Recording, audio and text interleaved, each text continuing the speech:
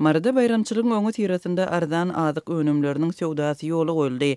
Şäheriň bazarlarynda azyk önümlerini bazar bahasyndan ardan satýan sowda nokotlary işleýär. Täze ýylyň bu tawasyna pes girdejili maşgalalar hem üstten düşürilmändir. Ýöriti açylan nokotlarda olara sigaretiniň süňki çüýräp başlan meýwe we möhleti geçen süýje ýaly azyk satylýar. Pes girdejili maşgalalar üçin ardan bahadan azyk satýan nokotlaryň biri Mary şäheriniň demir ýol wagzalynyň golanynda ýerleşýän Aşgabat supermarketinde yerleşýär diýip habarçymyz 29-njy dekabrda gurrun berdi. Onun söýlerine görä bu ýerde maddi ýagdaýlary pes bolan hojuluklara täze ýyl bayramy münasibetli arzan narhdan azyk ýagny alma, apelsin, süýji, şokolad, şeker we sigaretiniň süňki satylyp başlapdyr. Ol haritlaryň ählisiniň ýaňy hilini ýitirip zaýlanyp başlandygyny belliýär. Alma we apelsin satywy ýaraýan sypatyny ýaňy ýitirip başlan, çaly çüýren, süýji her adym başyna 1 kilogramdan berilýär. Onun yarım kilogramy gaty süýji we yarım kilogramy şokolad. Ol süýji önümleri yerli, täze ay firmasynyň önümi bolup durýar. Diýip habarçymyz gurrun berýär. Ol yerli ýaşaýjylaryň köpüsiniň şeýle sowda nokotlarynyň bar bolmagyndan habarsyzdygyny belliýär. Şeýlede şoňlar şäher bazarlarynda ozalky ýyllardaky tejribelere görä bayramçylyk sebäpli azyk önümlerini bazar bahasyndan ardan satýan sowda nokotlary işleýär. Mary şäheriniň Molla Nepes köçesinde ýerleşen Gök bazarda şoňlar işleýän göçme sowda nokotlarynda döwlet dukanlarynyň bahasyndan şeker, towuk buğdy we hurma, alma, apelsin ýaly meýwe satylýar. Azyk önümlerini bazar bahasyndan ardan satýan sowda nokotlarynda nowatlar uly bolup, önümler her alyja çäkli mukdarda satylýar. Şeýlede bolsa bayramçylyk saçagynyň aladasyny edýän umydygar alyjylar şeýle haritlary satyn almagy howlugýarlar. Yerli habarçylar bu azyk önümlerini satyn almak isleýän adamlaryň çynlygy alada etmeli bolýanlygyny, bu işin köp wagty we tagallany talap edýänligini belliýärler. Adamlar şeker satyn almak üçin 1 saat 6:30-da bazara baryp nowata durýarlar. Diýip habarçylarymyzyň biri gurrun berdi. Beýleki haritler hem çäkli mukdarda satylýar. Käbir halatlarda haritlaryň agramy talaba laýyk çekilmeýär. Täze ýyl bayramçylygynyň öň ýanynda Lebap vilayatynyň häkimetleri howpsuzlyk çärelerini güýçlendirdiler. Türkmenabad şäherinde ilatyň hereketi, kafeder, restoranlaryň iş wagty çäklendirildi. Täze ýyl arçalarynyň ışıklandyrış çyralary giýjen ýary bolmanka öçürilýär. Howpsuzlyk gullugynyň has güýçlendirilen tertipde işleýänligini görse bolýar. Türkmenabad şäheriniň köçelerinde ýerleşdirilen polisiýa we kanun goraýjy daralaryň işärleri akşam saat 9-dan soňra köçe çykan raýatlary taklap nire we näme üçin barýandygy barada sorag edýärler. Diýip Adatlyk radiosynyň habarçysy aýtdy.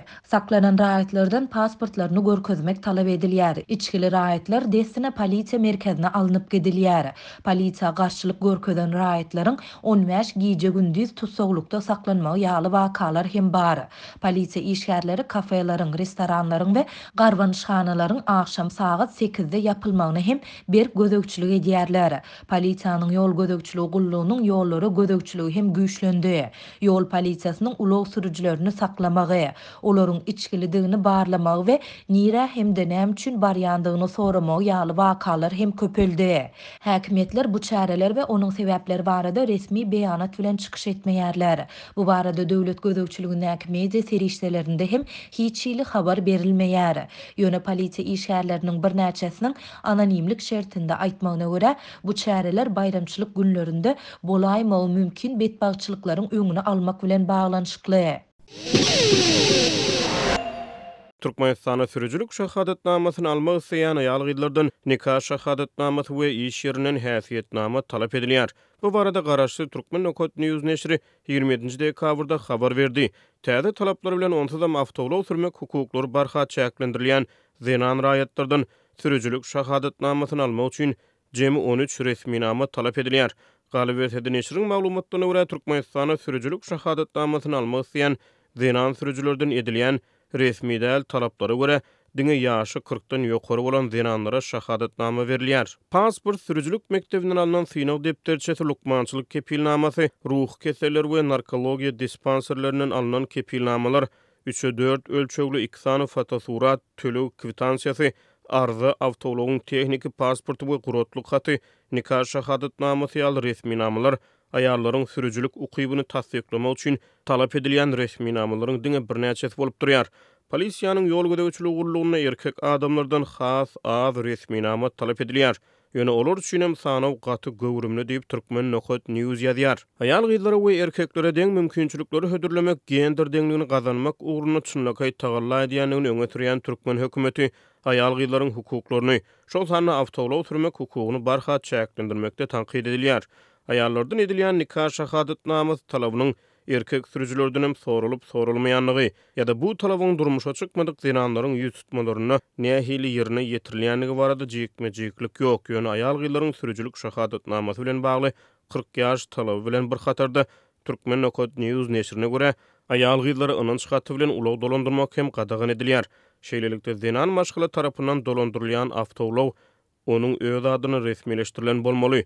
Azatlyk radiosu mundan adal Türkmenistany ulug dolandyrýan aýal gyzlardan goşmaça kepilnama talap etmek arkaly olar üçin hamala emeli kagyz kynçylyklarynyň töredilmegi ýaly ýagdaýlar barada habar beripdi. Türkmenmaşly bir zinan maşgala iýun aýyna Azatlyk radiosynyň habarçysyna beren gurrungyny adalatsyz ýagdaýda elinden aldyran sürüjülük şahadatnamasyny polisiýanyň ýol gödäwçiligi gurulugynyň ýygyna gaýtaryp alyşy barada gurrun beripdi.